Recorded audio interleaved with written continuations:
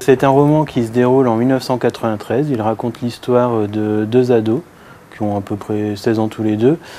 Et leur objectif pendant tout un week-end, c'est de profiter de la maison puisque les parents de l'un d'eux, en l'occurrence Rémi, sont absents. Et leur idée est simple, c'est vidéo, jeux vidéo et films porno. Malheureusement, il se passe un truc qu'ils n'avaient pas prévu et ils vont être obligés de tout changer leur plan pour corriger ce problème. Et ce problème va en faire arriver un autre. Et finalement, le livre va de plus en plus avancer vers le fantastique et vers la terreur.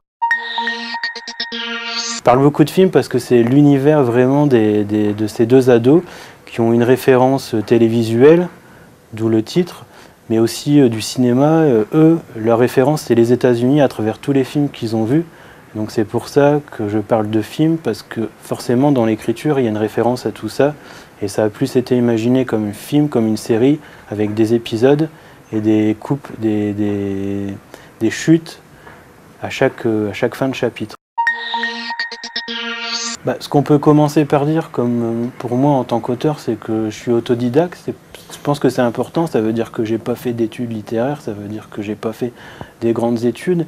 Et dans un sens, ça se ressent dans l'écriture et je pense que c'est un côté positif parce que ça permet à mon écriture d'être très accessible. Après, je pense pas écrire non plus n'importe quoi, mais ça permet au lecteur d'apprécier et de se reconnaître vraiment dans les personnages puisque l'histoire est toujours racontée du point de vue du personnage qui vit l'action.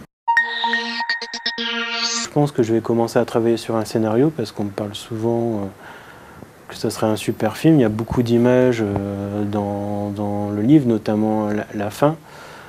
Et ensuite, je travaille sur d'autres projets. Real TV se place à Machin-les-Mines. C'est une ville avec un vécu, avec des personnages. Et les personnages de Machin-les-Mines vont revenir dans un prochain livre.